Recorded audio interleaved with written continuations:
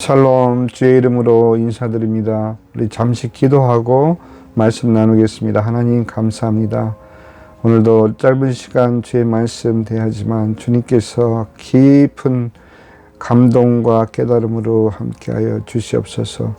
감사드리오며 예수님 이름으로 기도하옵나이다. 아멘.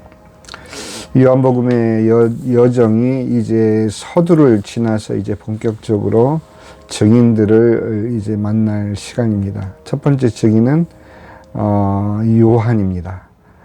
다른 공관복음이라는 것은 이제 마태복음, 마가복음, 누가복음 이 세 복음은 주님의 사역을 연대기 순으로 이렇게 기록한 성경이다 보니까 새 성경이 중복되는 그런 내용들이 많기 때문에 같은 관점으로 본다 해서 공관복음 이렇게 이야기를 합니다. 그러나 이 요한복음에서는 공관복음과 달리 요한을 호칭하기를 침례 요한 또는 세례 요한으로 호칭하지 않고 그대로 요한으로 부르고 있습니다.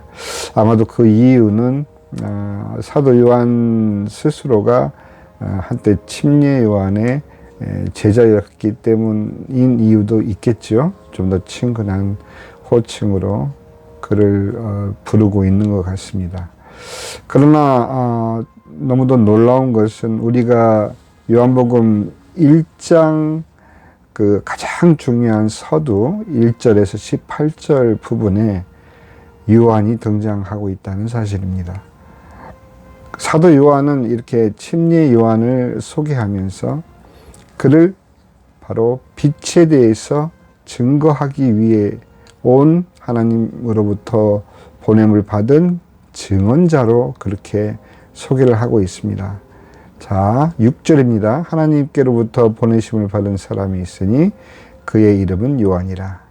어쩌면 그가 사도 요한이 침례 요한의 밑에서 가르침을 받으면서 그런 확신이 더더욱 들었던 것이 사실이죠. 7절에 그가 증언하러 왔으니 곧 빛에 대하여 증언하고 모든 사람이 자기로 말미암아 믿게 하려 함이라. 그러나 그는 이 빛이 아니요 이 빛에 대하여 증언하러 온 자라. 사도 요한이 이렇게 분명하게 이야기할 수 있는 것은 그만큼 침례 요한을 가까이에서 그는 제자로서 그를 살펴보았기 때문입니다. 자, 이제 요한이 등장하면서 이 요한에 대해서 우리가 잠시 몇 번에 걸쳐서 생각을 해보도록 하겠습니다. 요한이 참 특이한 것은 오늘날 우리에게 시사해 주는 바가 많습니다. 그는 어려서부터 그 수태고지를 통해서 요한이 어떻게 태어났는지에 대해서 아주 그 드라마틱한 그런 스토리를 가지고 있습니다. 그 어머니 엘리사벳이 요한을 잉태하고 나서 6개월 뒤에 마리아가 방문했을 때 마리아는 그때 당시 이미 성령으로 잉태되어 있는 상태였죠. 근데 이 엘리사벳의 뱃속에서 이 침례 요한, 이제 잉태되어 6개월이 지난 침례 요한이 마구 복중에 뛰놀기 시작하는 거죠. 아마 뱃속에서부터 예수님의 존재에 대해서 이미 그는 느끼고 있었던 것으로 그렇게 표현될 수밖에 없습니다. 그런데 이 특별한 거는 요한이 요한복음 1장에서 지금 증거하고 있는 내용을 보면 그가 뱃속에서부터도 알아보았던 예수님을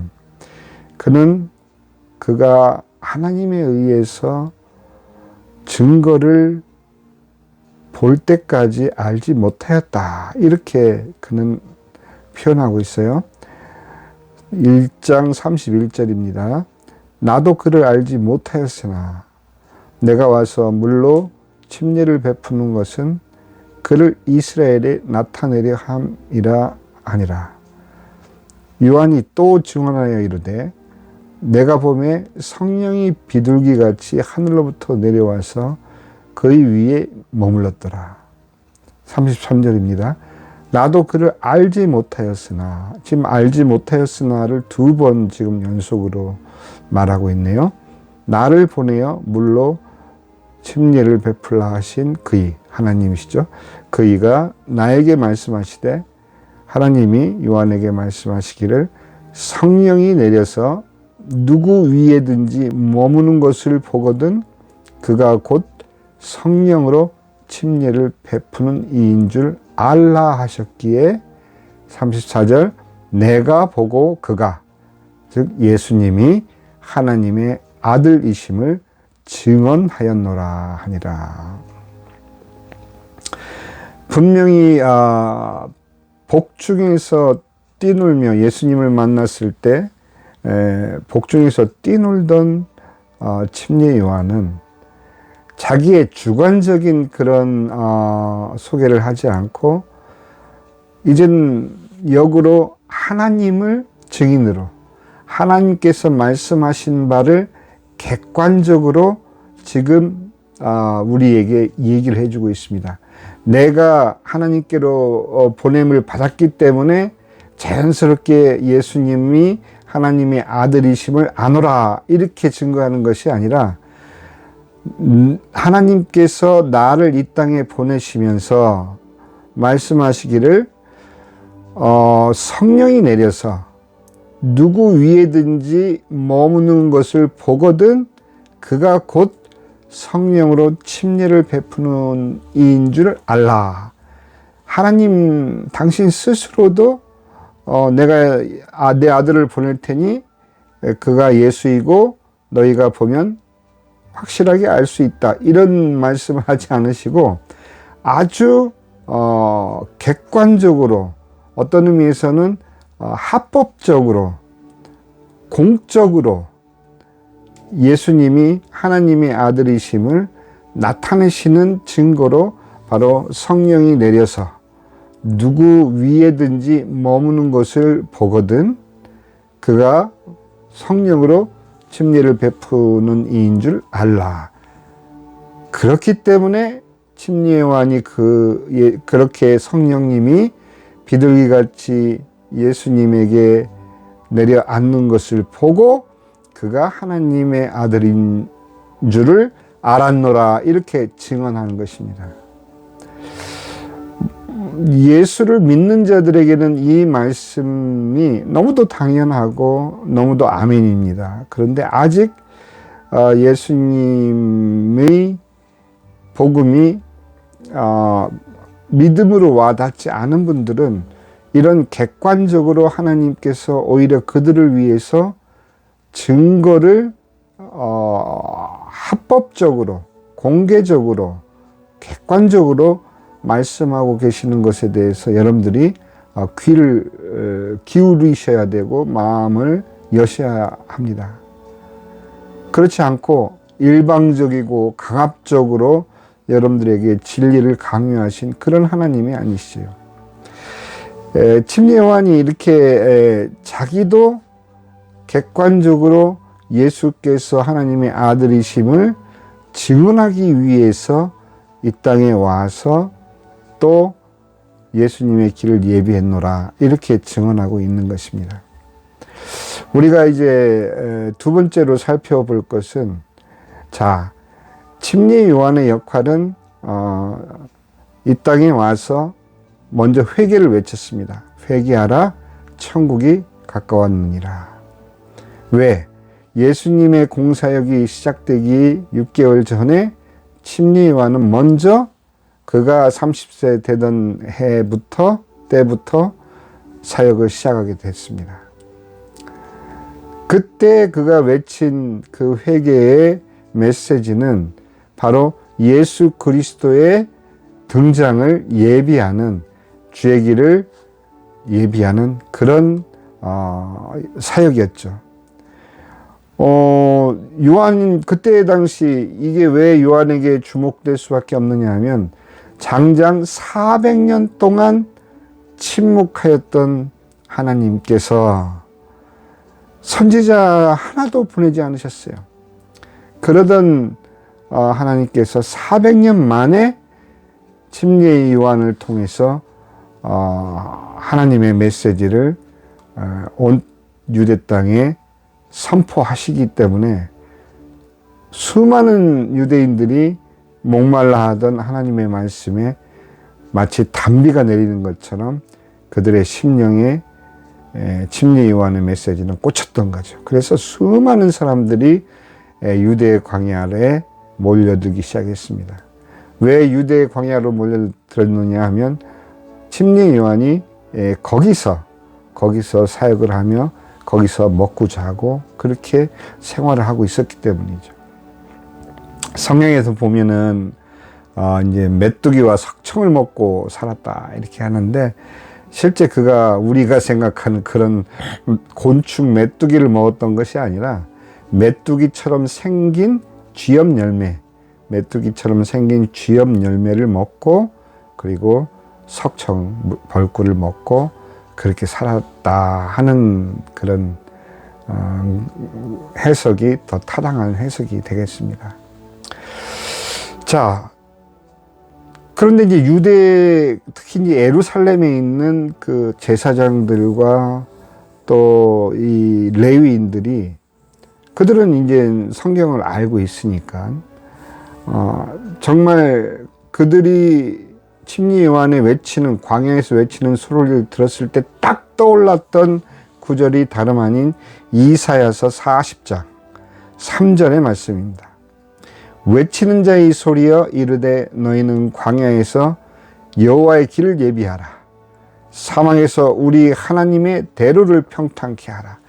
이 이사야서 40장 3절 말씀이 딱 떠오르지 않았겠습니까? 그러니까 이제 그 종교 지도자들이 이제 사람을 침례 요한에게 보냈어요. 그래서 제사장들과 레위인들이 보낸 사람들이 와가지고 이제 침례 요한한테 묻습니다. 네가 누구냐? 이렇게 물으니까 요한이 20절입니다. 드러내어 말하고 숨기지 아니하니. 그러니까 뭐 꾸물꾸물거리고 뭐 얘기 않고 이런 게 아니라 바로 드러내고 하는 말이 나는 그리스도가 아니라.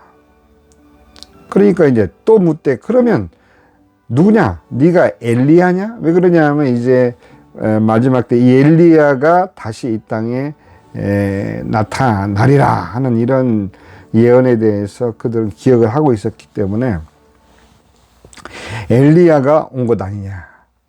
그야말로 이제 그리스도도 아니라면 혹시 넌 엘리야냐? 아니라. 또 침례 요한은 아니라 그랬어요.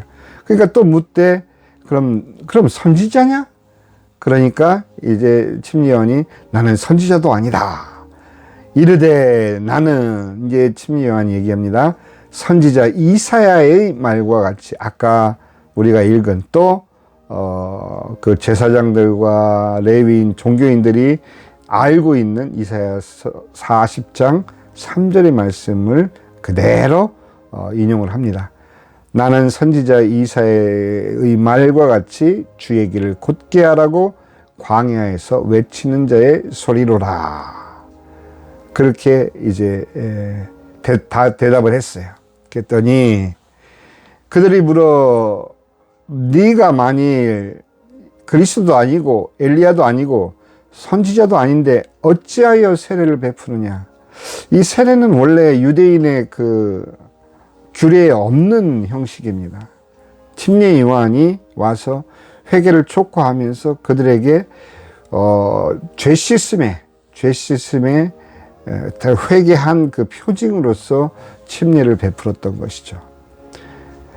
그러니까 그들은 사실 생소한 그런 규례인데 왜 너는 이런 침례를 베푸냐. 그러니까 요한이 대답하는 것이 나는 지금 물로 침례를 베풀지만 너희 가운데 너희가 알지 못하는 한 사람이 있으니 이 말이 참 중요하죠. 너희 가운데 그 그리스도가 하늘에서 뚝 떨어지고 어느 날 짜장 백마 타고 나타나는 그런 분이 아니라 너희 가운데 지금 사시는 그리스도께서 너희 가운데 너희가 알지 못하는 한 사람이 섰으니 곧 내 뒤에 오시는 그이라.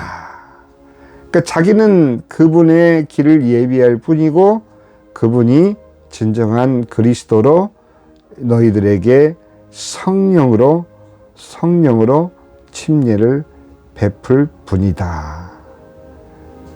이렇게 말씀을 이제 선포를 하는 것입니다. 그리고 그는 내 뒤에 오시는 그의 신발끈을 풀기도 감당치 못하겠노라. 유대인들은 이제 그 종들이 주인의 그 샌들 끈을 묶어주고 하는 그런 풍습이 있었는데 자기는 그 그리스도, 자기의 뒤에 오시는 그 그리스도의 신발끈을 풀 자격도 없는 그런 미천한 자이다. 이렇게 스스로를 이야기하고 있습니다. 침례 요한에 대해서 두세 가지 더 우리가 살펴볼 내용이 있는데 다음 편에 계속하도록 하겠습니다. 여러분 감사합니다.